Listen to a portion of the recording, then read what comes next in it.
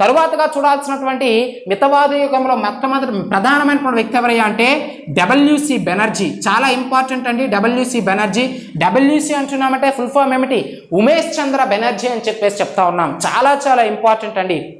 మితవాద వర్గంలో దాదాభాయ్ నౌరోజీ తర్వాత మనం చెప్పుకోదగినటువంటి అంత గొప్ప వ్యక్తి ఎవరయ్యా అంటే ఉమేష్ చంద్ర బెనర్జీ. చాలా చాలా ఇంపార్టెంట్. సో ఈ ఉమేష్ చంద్ర బెనర్జీ యొక్క ఇంపార్టెన్స్ ఏమిటంటే మనకు అందరికీ కూడా తెలుసు. 1885లో జరిగినటువంటి బొంబాయి ఐఎన్సి సమావేశానికి అధ్యక్ష బాధ్యతలు వహించింది డబ్ల్యూసి బెనర్జీనే. తన యొక్క యావదాస్తిని కూడా, తను సంపాదించినటువంటి ఆస్తి మొత్తాన్ని కూడా ఇండియన్ నేషనల్ కాంగ్రెస్కి దారపోసినటువంటి ఒక గొప్ప వ్యక్తి ఎవరయ్యా అంటే ఉమేష్ చంద్ర బెనర్జీ. అదేవిధంగా 1948 సెప్టెంబర్ 17వ తేదీన ఆపరేషన్ పోలో నిర్వహించి మన యొక్క హైదరాబాద్ సంస్థానాన్ని భారతదేశంలో విలీనం చేశాడు సర్దార్ వల్లభాయ్ పటేల్. ఆ విలీనం చేయడంలో కీలక పాత్ర సైనిక చర్య అని చెప్పేసి చెప్తా ఉంటాం, ఆపరేషన్ పోలో. సో ఆ సైనిక చర్యలో కీలక పాత్ర పోషించినటువంటి జేఎన్ చౌదరి ఎవరైతే ఉంటారో ఆ జేఎన్ చౌదరి యొక్క తాతగారే యొక్క డబ్ల్యూసి బెనర్జీ. అంటే ఎగ్జామినేషన్ అడుగుతూ ఉంటాడు. నేను మీకు చెప్పినాను కాబట్టి మరలా డబ్ల్యూసి బెనర్జీ గురించి సెపరేట్గా మాట్లాడుతున్నాం కాబట్టి ఆ పాయింట్ని మరలా కవర్ చేస్తా ఉన్నాను. సో కాబట్టి ఉమేష్ చంద్ర బెనర్జీ యొక్క మనవడే జేఎన్ చౌదరి, లేదా జేఎన్ చౌదరి యొక్క తాతగారే డబ్ల్యూసి బెనర్జీ. ఏమన్నా ఒకటి. అర్థమైందా లేదండి? ఎగ్జామినేషన్లో అడుగుతూ ఉంటాడండి. అంటే వాళ్ళ యొక్క కుటుంబం మొత్తము కూడా దేశ సేవకే అంకితమయ్యారనేటువంటి విషయాన్ని మీరు ఇక్కడ గుర్తుంచుకోవాలి. చూడండి, తన రాయి మనము పేర్చి ఒక కొండని లేదా ఒక దేవాలయాన్ని మనం తయారు చేసినట్టు అలా ప్రతి తన కష్టార్జితం మొత్తాన్ని కూడా, తన యొక్క యావదాస్తిని కూడా ఇండియన్ నేషనల్ కాంగ్రెస్ సమావేశాల కోసమే ఖర్చు పెట్టినటువంటి మహానుభావుడు ఉమేష్ చంద్ర బెనర్జీ. మరి అతని యొక్క బ్లడ్డే కాబట్టి, తన ఫ్యామిలీ యొక్క బ్లడ్డే కాబట్టి జేఎన్ చౌదరి కూడా స్వాతంత్రోద్యమంలో కీలక పాత్ర పోషించాడు అంటున్న విషయాన్ని మీరు ఇక్కడ గుర్తుంచుకోవాలి. సో కాబట్టి ఉమేష్ చంద్ర బెనర్జీ యొక్క మనవడే యొక్క JN Chowdary.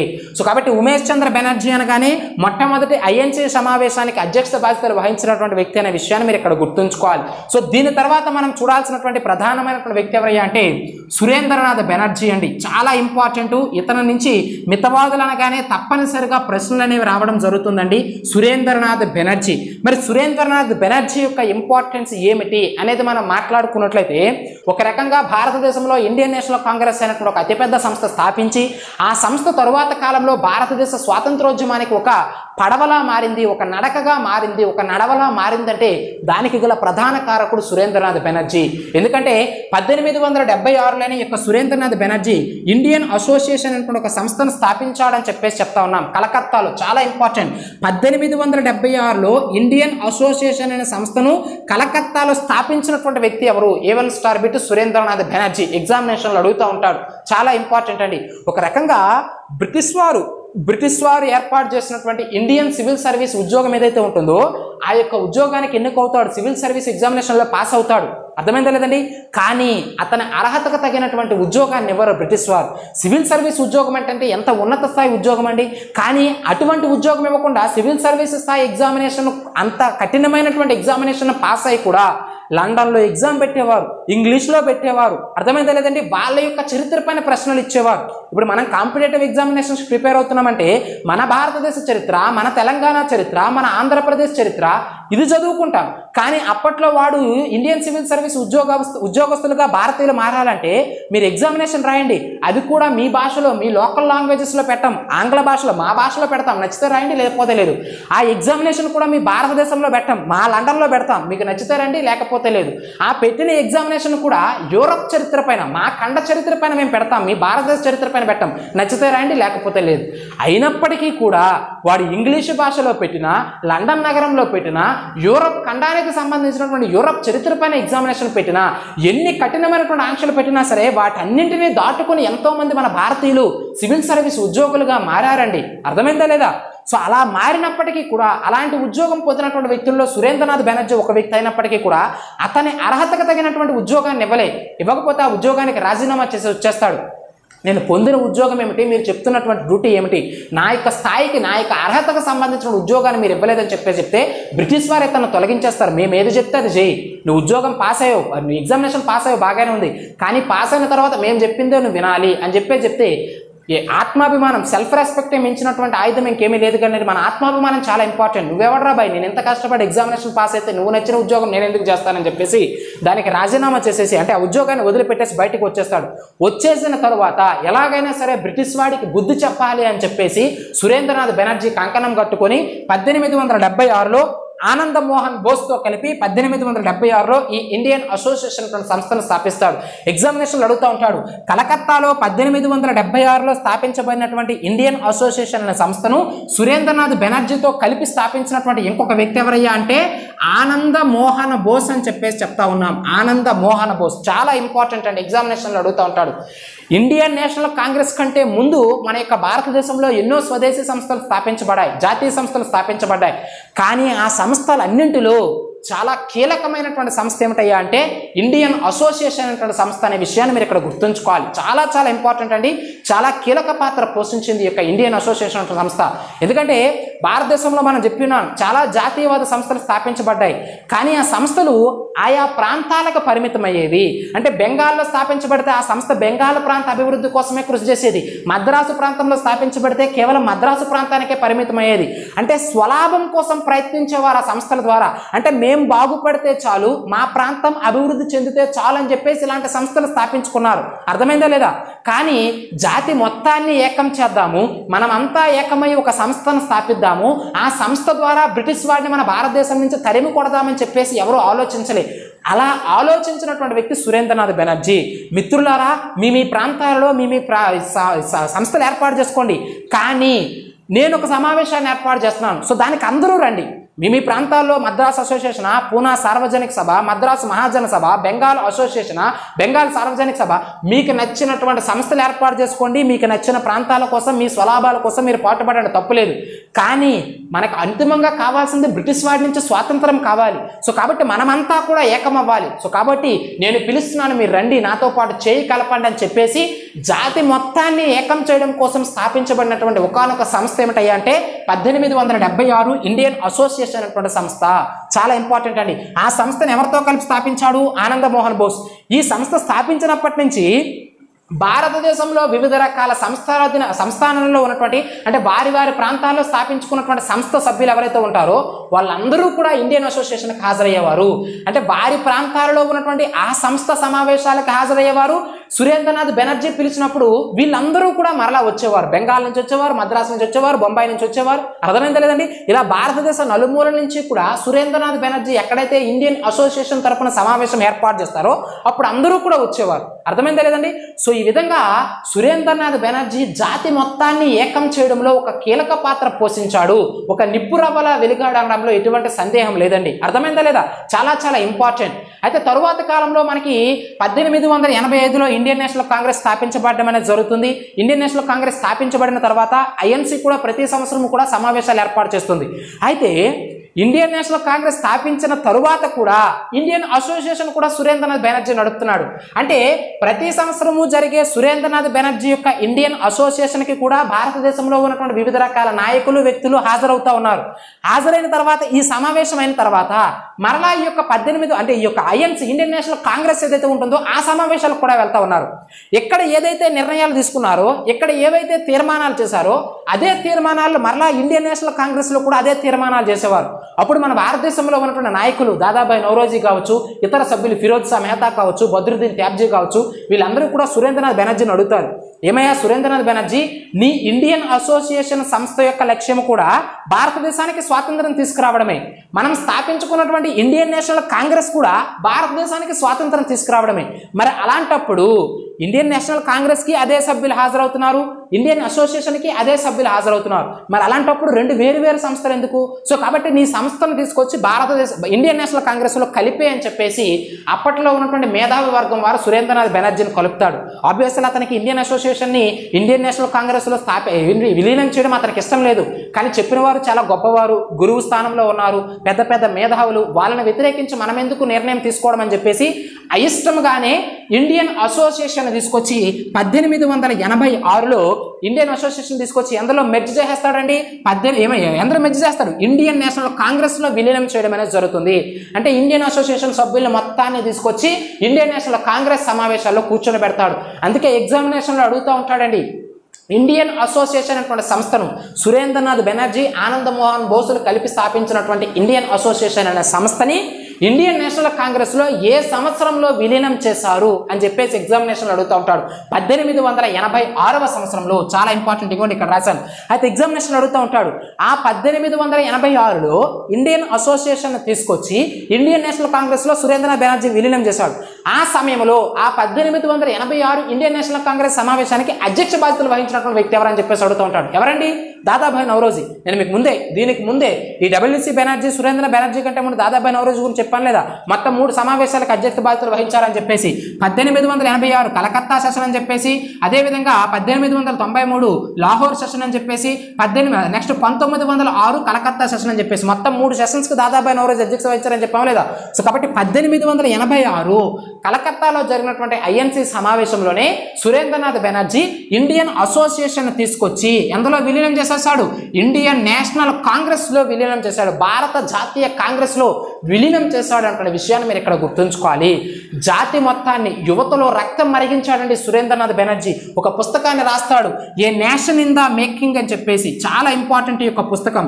A nation in the making అయినటువంటి పుస్తకం యొక్క రచయిత ఎవరయ్యా అంటే సురేంద్రనాథ్ బెనర్జీ. అద్భుతమైనటువంటి పుస్తకం.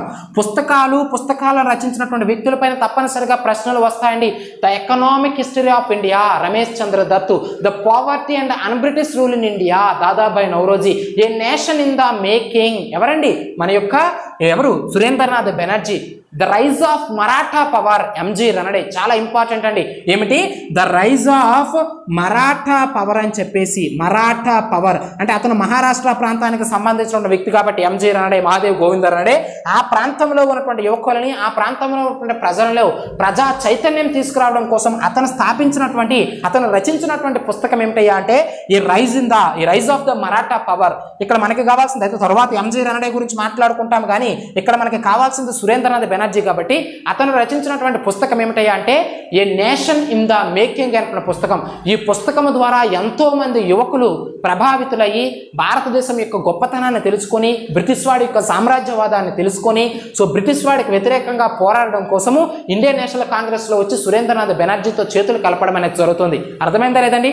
అయితే సురేంద్రనాథ్ బెనర్జీ తన జీవితంలో తీసుకున్నటువంటి ఒక వరస్ట్ డెసిషన్ ఏమిటంటే ఇండియన్ అసోసియేషన్ తీసుకెళ్లి ఐఎన్సీలో కలపడమే. ఎందుకంటే ఇండియన్ అసోసియేషన్ అనేది మన భారతీయులు స్థాపించినటువంటి మన యొక్క స్వదేశీ సంస్థ అండి. మన ఆనంద్ మోహన్ బోస్, మన సురేంద్రనాథ్ బెనర్జీ స్థాపించారు. కానీ ఇండియన్ నేషనల్ కాంగ్రెస్లో మెజారిటీ సభ్యులు మన వాళ్ళు ఉన్నప్పటికీ కూడా స్థాపించింది ఎవరండి? అక్కడ పెత్తనం చలాయిస్తుంది ఎవరండి? ఏవో హ్యూమ్ కావచ్చు, జార్జ్ యూల్ కావచ్చు, ఆల్ఫ్రెడ్ వెడర్బర్న్ కావచ్చు, వీళ్ళందరి గురించి మాట్లాడుకున్నాం కదా. లార్డ్ డఫరిన్, అప్పటి వైస్రాయ్ లార్డ్ డఫరిన్ యొక్క పర్మిషన్తోనే ఇండియన్ నేషనల్ కాంగ్రెస్ని స్థాపిస్తారు 1885లో. అంటే ఆ సంస్థలో అంటే ఈ సురేంద్రనాథ్ బెనర్జీ డెసిషన్ యొక్క రాంగ్ అని ఎందుకు చెప్తున్నామంటే ఇండియన్ అసోసియేషన్ అనేటువంటి సంస్థని ఇండియన్ నేషనల్ కాంగ్రెస్లో విలీనం చేయకుండా ఇండియన్ అసోసియేషన్ అనేటువంటి సంస్థను ప్రత్యేకంగా అతనే నడిపిస్తే అద్భుతంగా అతను వెలుగొందేవాడండి. సురేంద్రనాథ్ బెనర్జీ గురించి ఇంకా అద్భుతంగా మనం మాట్లాడుకునే వాళ్ళం అతను చేసినటువంటి కార్యక్రమాల గురించి. కానీ ఎప్పుడైతే అందులో కలిపేశాడో, ఇండియన్ అసోసియేషన్ తీసుకెళ్లి 1886లో ఐఎన్సీలో కలిపేశాడో, సంస్థ అయితే ఎదిగింది. ఆబ్వియస్లీ ఇండియన్ నేషనల్ కాంగ్రెస్ చాలా అద్భుతమైనటువంటి రాజకీయ సంస్థగా, పార్టీగా ఎదిగింది. కానీ సురేంద్రనాథ్ బెనర్జీకి మాత్రం అంత గుర్తింపు రాలేదు. ఎందుకంటే అందులో కలిపేసిన తర్వాత నలుగురితో నారాయణ గోవింద అన్నట్టు అయిపోయిందనమాట సురేంద్రనాథ్ బెనర్జీ యొక్క పరిస్థితి. కానీ కలపకపోయి అతను స్వతంత్రంగా ఇండియన్ అసోసియేషన్ తరపున తన కార్యక్రమాలు ఎప్పట్లానే తను కంటిన్యూ చేస్తుంటే ఈరోజు మహాత్మా గాంధీ జాతిపిత అని చెప్పేసి ఎంత గొప్పగా చెప్తున్నామో అంతకంటే గొప్పగా మనం సురేంద్రనాథ్ బెనర్జీని చెప్పవచ్చును. అంత గొప్ప కార్యక్రమాలు చేస్తుండేవాడు. ఆబ్వియస్లీ ఇండియన్ నేషనల్ కాంగ్రెస్లో కలిసిన తరువాత కూడా తను ఎటువంటి శక్తి వంచన లేకుండా తన కార్యక్రమాలు తాను చేశాడండి. అద్భుతమైనటువంటి బిరుదులు సురేంద్రనాథ్ బెనర్జీ యొక్క బిరుదులు ఎగ్జామినేషన్లో అడుగుతూ ఉంటాడండి. ఏమిటి సురేంద్రనాథ్ బెనర్జీ యొక్క బిరుదులు? ఇండియన్ బర్క్స్ అని చెప్పేసి చెప్తా ఉంటారండి. ఇండియన్ బర్క్స్. అదేవిధంగా ఇండియన్ సిసిరో అని చెప్పేసి చెప్తా ఉంటారండి. ఇండియన్ సిసిరో చాలా ఇంపార్టెంట్ ఈ యొక్క బిరుదులందరూ కూడా. అదేవిధంగా సిల్వర్ టంగ్ ఆరేటర్ అని చెప్పేసి చెప్తా ఉంటారు. సిల్వర్ టంగ్ ఆరేటర్ చాలా ఇంపార్టెంట్ అండి. సో కాబట్టి ఇండియన్ బర్క్స్ కావచ్చు, ఇండియన్ సిసిరో కావచ్చు, సిల్వర్ టంగ్ ఆరేటర్ కావచ్చు, రాష్ట్ర గురు కావచ్చు, రాష్ట్ర గురు. అదేవిధంగా ఇండియన్ డియోస్టిన్ అని చెప్పేసి చెప్తా ఉన్నాం. ఇండియన్ డియోస్టిన్. ఈ బిరుదులన్నీ ఎవరివయ్యా అంటే సురేంద్రనాథ్ బెనర్జీ యొక్క బిరుదులు. ఎగ్జామినేషన్ అడుగుతూ ఉంటాడు. ఇండియన్ బర్క్స్, ఇండియన్ సిసిరో, రాష్ట్ర గురు. అర్థమైందా లేదండి? ఇండియన్ డియోస్టిన్ అదేవిధంగా మనకి ఇంకొక బిరుదు ఏమిటి అంటున్నాం, సిల్వర్ టంగ్ ఆరేటర్. ఇది చాలా ఇంపార్టెంట్, ఎగ్జామినేషన్లో చాలాసార్లు అడిగారండి. సిల్వర్ టంగ్ ఆరేటర్ అనేటటువంటి బిరుదును కలిగి ఉన్నటువంటి ఐఎన్సి సభ్యుడు ఎవరయ్యా అంటే మన యొక్క సురేంద్రనాథ్ బెనర్జీ అనేటువంటి విషయాన్ని మీరు ఇక్కడ గుర్తుంచుకోవాలి. చాలా చాలా ఇంపార్టెంట్ అండి. సో ఈ విధంగా తన యొక్క జీవితాంతము కూడా ఇండియన్ నేషనల్ కాంగ్రెస్ అనేటువంటి సంస్థకి దారిపోసినటువంటి వ్యక్తి, ఇండియన్ అసోసియేషన్ అనేటువంటి ఒక అద్భుతమైనటువంటి సంస్థను స్థాపించినటువంటి వ్యక్తి, ఏ నేషన్ ఇన్ ద మేకింగ్ అనేటువంటి పుస్తకాన్ని రచించినటువంటి వ్యక్తి, భారతదేశంలో ఉన్నటువంటి జాతి మొత్తాన్ని ఏకం చేసి ఒక పటిష్టమైనటువంటి సంస్థకి నాంది పలికినటువంటి వ్యక్తి ఎవరయ్యా అంటే సురేంద్రనాథ్ బెనర్జీ. ఐఎన్సి అంటే ఒక గొప్ప సంస్థను స్థాపించామంటే దానికి గల కారణము ఇండియన్ అసోసియేషనే. మరి ఇండియన్ అసోసియేషన్ కారణం అంటున్నామంటే ఆ ఇండియన్ అసోసియేషన్ స్థాపించినటువంటి వ్యక్తి సురేంద్రనాథ్ బెనర్జీ. అర్థమైందా లేదండి? అందుకే బ్రిటిష్ వ్యక్తి అయినప్పటికీ కూడా లార్డ్ రిప్పన్ మీకు చాలా ఇంపార్టెంట్. ఎంతోమంది British governor general, British vice general మనం పనిచేస్తారు మన భారతదేశంలో. కానీ లార్డ్ రిప్పన్ మాత్రం మనం దేవుడిగా పూజిస్తాం ఎప్పటికీ కూడా. ఎందుకంటే లార్డ్ రిప్పన్ మన భారతీయుల యొక్క మంచిని కోరుకున్నటువంటి బ్రిటిష్ వ్యక్తి లార్డ్ రిప్పన్. అలాంటి బ్రిటిష్ వ్యక్తి లార్డ్ రిప్పన్ ఎన్నో సందర్భాల్లో సురేంద్రనాథ్ బెనర్జీని ఆకాశానికి ఎత్తుతాడు. ఇలాంటి వ్యక్తిని మీ భారతదేశంలో పుట్టడం మీరు చేసుకున్నటువంటి అదృష్టం రా భయ్ అని చెప్పేసి లార్డ్ రిప్పన్ సురేంద్ర బెనర్జీని చాలాసార్లు పొగుడుతాడు. ఒక రకంగా ఇండైరెక్ట్గా సురేంద్రనాథ్ బెనర్జీని ఐఎన్సి అనే ఒక సంస్థను స్థాపించండి అని చెప్పేసి లార్డ్ రిప్పనే ఒక సమావేశంలో సురేంద్రనాథ్ బెనర్జీని మోటివేట్ చేస్తాడు. కానీ అలా మోటివేట్ చేస్తే దురదృష్టవశాత్తు సురేంద్రనాథ్ బెనర్జీకి ఆ విషయం అర్థం కాదు. అదే సమావేశంలో కూర్చున్నటువంటి ఏవో హ్యూమ్కి అర్థమవుతుంది. అందుకే ఇండియన్ నేషనల్ కాంగ్రెస్ని ఏవో హ్యూమ్ స్థాపిస్తాడు. కానీ సురేంద్రనాథ్ బెనర్జీ అని చెప్పేసి ఎందుకు చెప్పుకోమంటే లార్డ్ రిప్పన్ ఇలాంటి ఒక సంస్థను స్థాపించరా భయ్ అని చెప్పేసి ఆ సమావేశంలో ఇండైరెక్ట్గా సురేంద్రనాథ్ బెనర్జీకి చెప్తే అది సురేంద్రనాథ్ బెనర్జీకి అర్థం కాదు. ఎవరికి అర్థమవుతుంది? ఏవో హ్యూమ్కి. అందుకే వాడు మేల్కొంటాడు, సురేంద్రనాథ్ బెనర్జీ పాపులర్ అవుతున్నాడు, సో కాబట్టి మనం ఆ క్రెడిట్ కొట్టేయాలని చెప్పేసి ఏవో హ్యూమ్ ఇండియన్ నేషనల్ కాంగ్రెస్ని స్థాపించడం అనేది జరుగుతుంది. అంతేకాదు లార్డ్ రిప్పన్కి సురేంద్రనాథ్ బెనర్జీ అంటే ఎంత ఇష్టమో సురేంద్రనాథ్ బెనర్జీకి కూడా లార్డ్ రిప్పన్ అంటే అంతే ఇష్టం. అందుకే లార్డ్ రిప్పన్ పేరు మీదుగా కలకత్తాలో రిప్పన్ కళాశాలను కూడా ఏర్పాటు చేస్తాడు సురేంద్రనాథ్ బెనర్జీ. చాలా ఇంపార్టెంట్ అండి. కలకత్తాలో రిప్పన్ పేరు మీదుగా రిప్పన్ కళాశాలను ఏర్పాటు చేసినటువంటి భారతదేశ స్వాతంత్ర సమరయోధులు ఎవరయ్యా అంటే సురేంద్రనాథ్ బెనర్జీ. సో కాబట్టి రిప్పన్ అంటే సురేంద్రనాథ్ బెనర్జీకి, సురేంద్రనాథ్ బెనర్జీ అంటే రిప్పన్కి ఇద్దరి మధ్య కూడా అంత అవినాభావ సంబంధం, అంత మంచి సాన్నిహిత్యము, స్నేహబంధం అనేది ఉండేది వాళ్ళిద్దరి మధ్య. అర్థమైందా లేదండి? సో ఇది మనకి ఓవరాల్ సురేంద్రనాథ్ బెనర్జీకి సంబంధించినటువంటి ప్రధానమైనటువంటి అంశం. దీని తర్వాత మనం చూడాల్సినటువంటి మితవాద యుగంలో ప్రధానమైనటువంటి వ్యక్తి ఎవరయ్యండి? గోపాలకృష్ణ గోఖలే గురించి మనం మాట్లాడుకుందామండి. చాలా ఇంపార్టెంట్. గోపాలకృష్ణ గోఖలే నుంచి కూడా తప్పనిసరిగా ఎగ్జామినేషన్లో ప్రశ్నలు వస్తూ ఉంటాయి. సో కాబట్టి రమేష్ చంద్ర దత్ మన యొక్క ఇండియన్ నేషనల్ కాంగ్రెస్ 1885లో స్థాపించబడినప్పటి నుంచి 1947 ఆగస్టు 15వ తేదీన భారతదేశానికి స్వాతంత్రం వచ్చేంత వరకు ఈ టైం పీరియడ్ ఏదైతే ఉంటుందో ఈ టైం పీరియడ్ను ప్రధానంగా 3 భాగాలుగా విభజించాడు. ఒకటవది మితవాద యుగం, రెండవది అతివాద యుగం, మూడవది గాంధీ యుగం. అందులో మనం మాట్లాడుతున్నది ఏమిటి? మితవాద యుగం. ఆ మితవాద యుగం గురించి మాట్లాడుకున్న తర్వాత ఆ మితవాదులు ప్రధానమైనటువంటి వ్యక్తులు ఎవరెవరు వాళ్ళ గురించి ఒక్కొక్కరి గురించి మనం మాట్లాడుకుంటా ఉన్నాం, మోడరేట్స్ గురించి. అందులో భాగంగా మితవాదులలో ప్రధానమైనటువంటి వ్యక్తి అయినటువంటి దాదాబాయి నౌరోజీ గురించి మాట్లాడుకున్నాం. దాని తర్వాత ఉమేష్ చంద్ర బెనర్జీ గురించి మాట్లాడుకున్నాం. అతని తర్వాత సురేంద్రనాథ్ బెనర్జీ గురించి మనం మాట్లాడుకున్నాం. సో తదుపరిగా మనం చూడాల్సినటువంటి ఒకానొక ప్రధానమైనటువంటి ఎవరండి మితవాది ఎవరయ్యా అంటే గోపాలకృష్ణ గోఖలే అని చెప్పేసి చెప్తా ఉన్నాం. గోపాలకృష్ణ గోఖలే. సో ఇతను కూడా మనకి చాలా ఇంపార్టెంట్ అండి. ఇతను ఒక ప్రముఖమైనటువంటి రాజనీతిజ్ఞుడు. ఇతను ఒక ప్రముఖమైనటువంటి సంస్కృత పండితుడు. అర్థమైందా లేదండి? ఇతను ఎన్నో రకాలుగా మనం చెప్పొచ్చు. ఒక సంస్కృత పండితుడన్నా, ఒక ఖగోళ శాస్త్రవేత్త అన్న, ఒక జువాలజిస్ట్ గోపాలకృష్ణ గోఖలే. ఎగ్జామినేషన్లు అడుగుతూ ఉంటాడండి. గోపాలకృష్ణ గోఖలే ఒక గొప్ప సంస్కృత పండితుడు, ఒక రాజనీతి శాస్త్రజ్ఞుడు, ఒక ఖగోళ శాస్త్రవేత్త అనేటువంటి విషయాన్ని మీరు ఇక్కడ గుర్తుంచుకోవాలి. చాలా చాలా ఇంపార్టెంట్ అయినటువంటి అంశం. సో ప్రధానంగా గోపాలకృష్ణ గోఖలే గురించి మనం మాట్లాడుకోవాల్సినటువంటి అంశాలు ఏమిటయ్యా అంటే గోపాలకృష్ణ గోఖలే యొక్క శిష్యుడు ఎవరని చెప్పేసి ఎగ్జామినేషన్లో అడుగుతూ ఉంటాడండి. చాలా చాలా ఇంపార్టెంట్. గోపాలకృష్ణ గోఖలే యొక్క శిష్యుడు ఎవరు? మన యొక్క గాంధీజీ. చాలా ఇంపార్టెంట్. అందుకు అడుగుతూ ఉంటారు గాంధీజీ యొక్క రాజకీయ గురువు ఎవరు అని చెప్పేసి. ఎవరండి?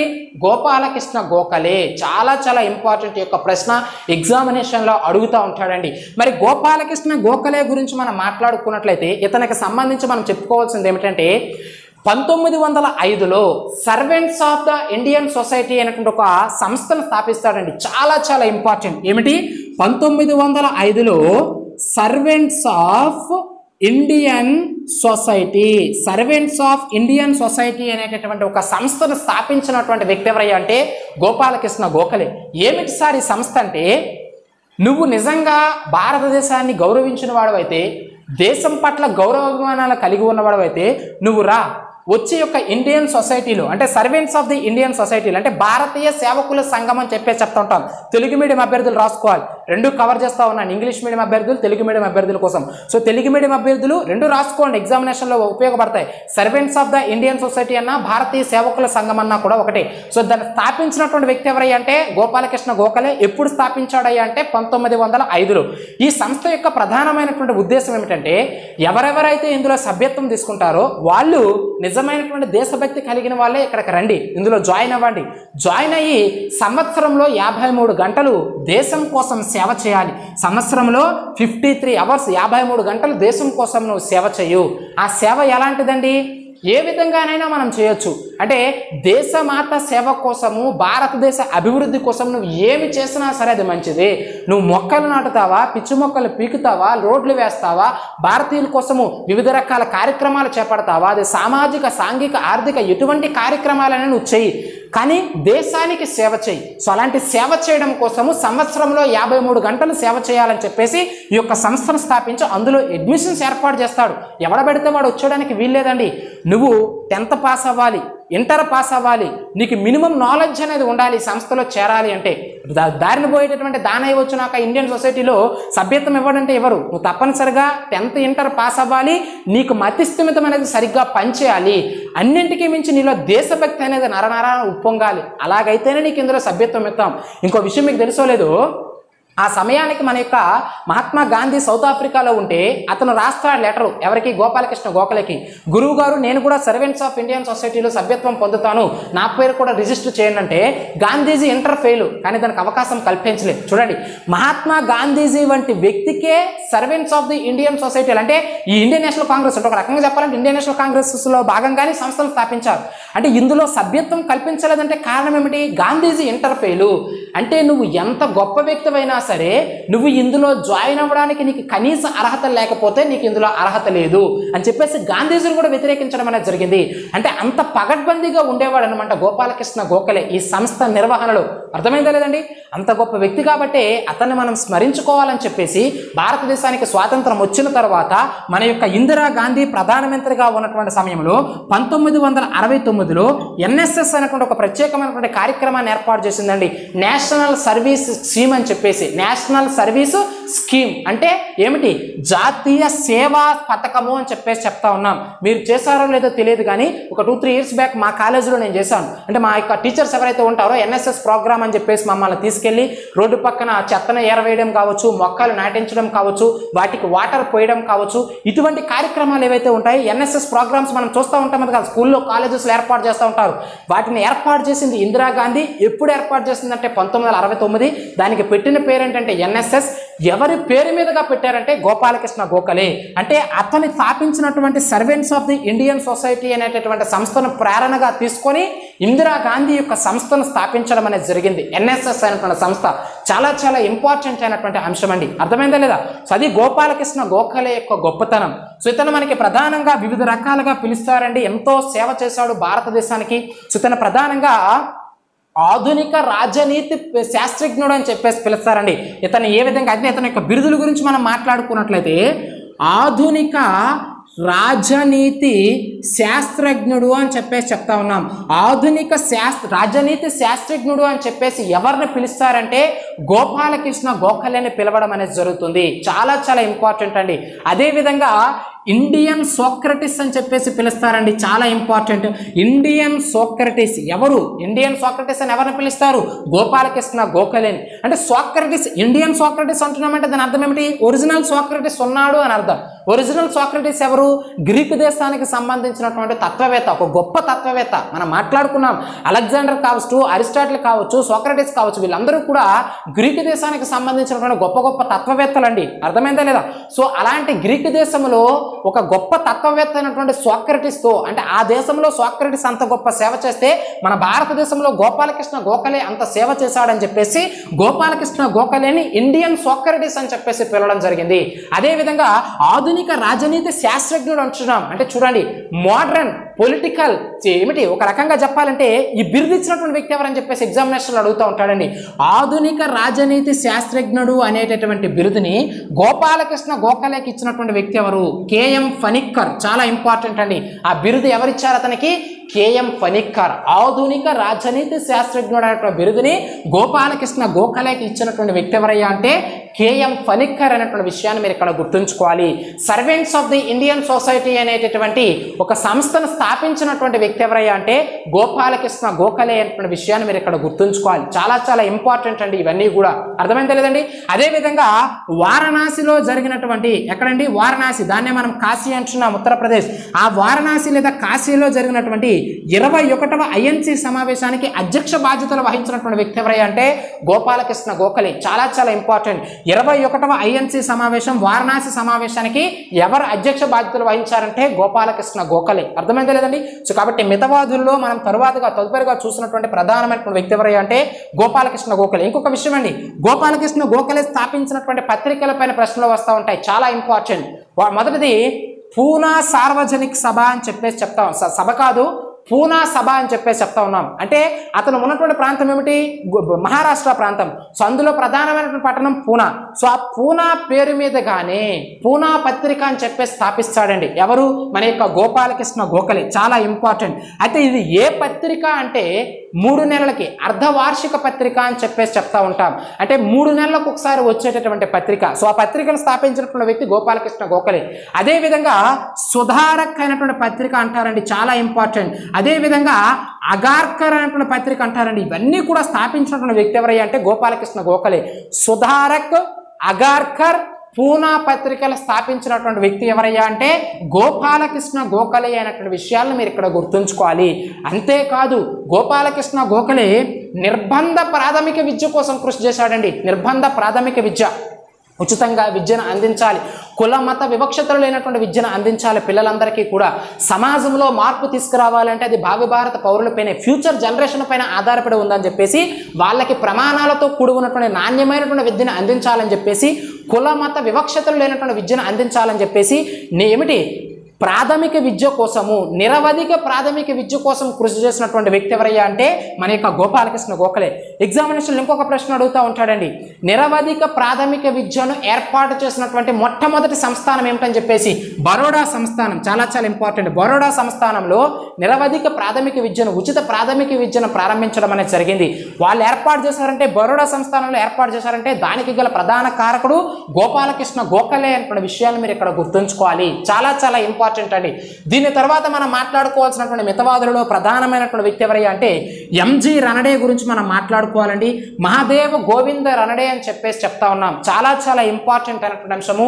మహారాష్ట్ర ప్రాంతంలో ఈ యొక్క సామాజిక సాంస్కృతిక విప్లవం ఏదైతే ఉంటుందో అది రావడానికి గల కారణం, మహారాష్ట్ర ప్రాంతంలో సాంస్కృతిక పునరుజ్జీవనం కోసం, సోషల్ రెనెసెన్స్ కోసం కృషి చేసినటువంటి వ్యక్తుల్లో ప్రధానమైనటువంటి వ్యక్తి మహాదేవ్ గోవింద రనడే అనే విషయాన్ని మీరు ఇక్కడ గుర్తుంచుకోవాలి. సో నేను మీకు ఆల్రెడీ చెప్పినాను, అది రబ్ చేశాను, కానీ మరలా ఇక్కడ రాస్తున్నాను, గుర్తుంచుకోండి. ఎంజి రనడే యొక్క రచన ఏమిటండి? The rise of Maratha power. The rise of Maratha power అనేటువంటి పుస్తకాన్ని రచించినటువంటి వ్యక్తి ఎవరై అంటే ఎంజి రనడే. అంతేకాదు కందుకూరి వీరేశలింగం ఎవరైతే ఉంటారో అతనిని దక్షిణ భారతదేశ విద్యాసాగరుడు అని చెప్పేసి పిలిచినటువంటి వ్యక్తి ఎవరయ్యా అంటే ఎంజి రనడే, మహాదేవ్ గోవింద రనడే. సో చూడండి, అంటే దక్షిణ భారతదేశ విద్యాసాగరుడు అని చెప్పేసి కందుకూరి వీరేశలింగం పిలుస్తున్నామంటే దాని అర్థం ఏమిటి?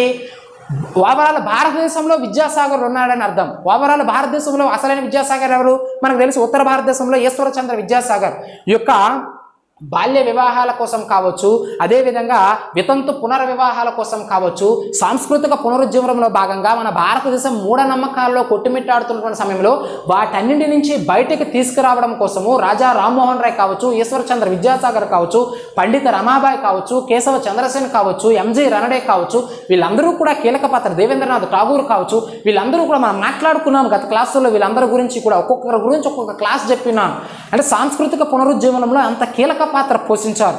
సో అలా ఉత్తర భారతదేశంలో ఈ యొక్క మహిళలకు ఇవ్వాల్సినటువంటి ఇంపార్టెన్స్ కోసం కావచ్చు, మహిళలు పడుతున్నటువంటి వివక్షల కోసం కావచ్చు, భర్త చనిపోయిన తర్వాత ఆ వితంతుకు చేసేటటువంటి పునర్వివాహం కోసం కావచ్చు, అర్థమైందా లేదండి, అంత గొప్పగా బాల్య వివాహాలకు వ్యతిరేకంగా పోరాడంలో కావచ్చు ఈశ్వరచంద్ర విద్యాసాగర్ ఉత్తర భారతదేశంలో అంత కీలక పాత్ర పోషించారు. అలా ఈశ్వరచంద్ర విద్యాసాగర్ ఉత్తర భారతదేశంలో ఏ విధంగానైతే మూఢనమ్మకాలపైన అంత కృషి చేశాడో, అలా మన తెలుగు ప్రాంతంలో చాలా చాలా ఇంపార్టెంట్ అండి, మన యొక్క గోదావరి ఒడ్డున రాజమండ్రి ప్రాంతంలో అంత గొప్ప కృషి చేసినటువంటి వ్యక్తి కందుకూరి వీరేశలింగం. అతని గురించి నేను కావాలంటే 2-3 క్లాసులు చెప్తాను, అంత ఇంపార్టెన్స్ కందుకూరి వీరేశలింగం గురించి. మన ఆంధ్రప్రదేశ్ చరిత్రలో అయితే ఇంకా ప్రశ్నలు అడుగుతూ ఉంటారు అతని పైన. ఏమైంది, ఎంత అద్భుతమైన పత్రికలు అండి, వివేకవర్ధిని పత్రిక అని చెప్పేసి చెప్తా ఉంటాం. ఇవన్నీ మనం కందుకూరి వీరేశలింగం గురించి మాట్లాడుకుంటాం. కానీ ఇక్కడ మనకి కావాల్సింది ఏమిటంటే, ఆ కందుకూరి వీరేశలింగానికి దక్షిణ భారతదేశ విద్యాసాగర్ అనేటువంటి బిరుదు ఇచ్చినటువంటి వ్యక్తి ఎవరయ్యా అంటే ఈ యొక్క ఎంజి రనడేనే, మహాదేవ గోవింద రనడేనే ఆ యొక్క బిరుదిచ్చారంటున్న విషయాన్ని మీరు ఇక్కడ గుర్తుంచుకోవాలి. అదేవిధంగా మనకి బ్రహ్మ సమాజాన్ని అద్భుతంగా మన యొక్క కేశవ చంద్రసేన్ ఎవరైతే ఉంటారో అతను అద్భుతంగా ఉత్తర భారతదేశంలో తీసుకెళ్తున్నటువంటి సమయంలో ఆ కేశవ చంద్రసేన్ని ఏమిటి ఒక రకంగా మోటివేట్గా చేసుకొని మన యొక్క ఈ మహారాష్ట్ర ప్రాంతం ఏదైతే ఉంటుందో, అంటే ఎంజి రనడే ఉన్నటువంటి ప్రాంతంలో కూడా అటువంటి బ్రహ్మ సమాజాన్ని మన యొక్క మహారాష్ట్ర ప్రాంతంలో కూడా స్థాపించడం అనేది జరుగుతుంది. అర్థమైందా లేదండి? సో కాబట్టి దాని ద్వారా ఇక్కడ కూడా కృషి చేయాలి. బ్రహ్మ సమాజం కేవలం ఉత్తర భారతదేశానికే పరిమితం కాకూడదని చెప్పేసి దక్షిణ భారతదేశానికి కూడా, అంటే ఆబ్వియస్లీ మహారాష్ట్ర అంటే అది కూడా ఉత్తర భారతదేశం అని చెప్పేసి మనం చెప్పుకోవచ్చు ఇప్పుడు పరంగా. దక్షిణ భారతదేశం అంటే ఏమిటండి, మన తెలంగాణ, ఆంధ్రప్రదేశ్, కర్ణాటక, కేరళ, తమిళనాడు, ఈ 5 స్టేట్స్ని మనం సౌత్ ఇండియా అంటాం, అంటే సదరన్ స్టేట్స్ అని చెప్పేసి చెప్తా ఉంటాం. సో మిగిలినవన్నీ నార్త్ ఇండియాలోకి వస్తాయి.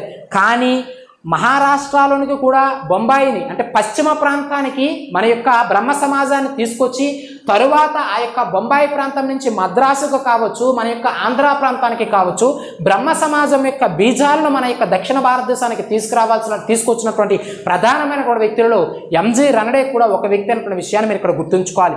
ఎప్పుడు స్థాపించాడు ఎంజి రనడే మన యొక్క మహారాష్ట్ర ప్రాంతాలు అంటే బొంబాయి ప్రాంతంలో ఈ యొక్క బ్రహ్మ సమాజాన్ని అంటే 1867 ఎవరితో కలిపి, చాలా చాలా ఇంపార్టెంట్ అండి, ఆత్మారాం పాండురంగ. సో కాబట్టి ఎగ్జామినేషన్లో అడుగుతూ ఉంటాడు, బొంబాయి ప్రాంతంలో బ్రహ్మ సమాజాన్ని కేశవ చంద్రసేన్ని మోటివేట్గా చేసుకొని, అంటే కేశవ చంద్రసేన్ని స్ఫూర్తిగా తీసుకొని ఉత్తర భారతదేశానికి పరిమితమైనటువంటి బ్రహ్మ సమాజాన్ని ఈ యొక్క మహారాష్ట్ర పశ్చిమ ప్రాంతానికి తీసుకొచ్చినటువంటి వ్యక్తులు ఎవరయ్యా అంటే మహాదేవ గోవింద రనడే మరియు డాక్టర్ ఆత్మారాం పాండురంగ అనే విషయాన్ని మీరు ఇక్కడ గుర్తుంచుకోవాలి. ఎప్పుడు స్థాపించారంటే 1867వ సంవత్సరంలో బొంబాయి ప్రాంతంలో ఈ యొక్క దేన్ని స్థాపించారండి, మనకి ప్రధానంగా బ్రహ్మ సమాజాన్ని స్థాపించడం అనేది జరిగింది. సో ఇది మనకి ప్రధానంగా, అంటే ఇంకా ఉన్నారు, మనము క్లాస్ ఎక్కువైంది కాబట్టి ఈ రోజుతో మనం ఆపుదాం.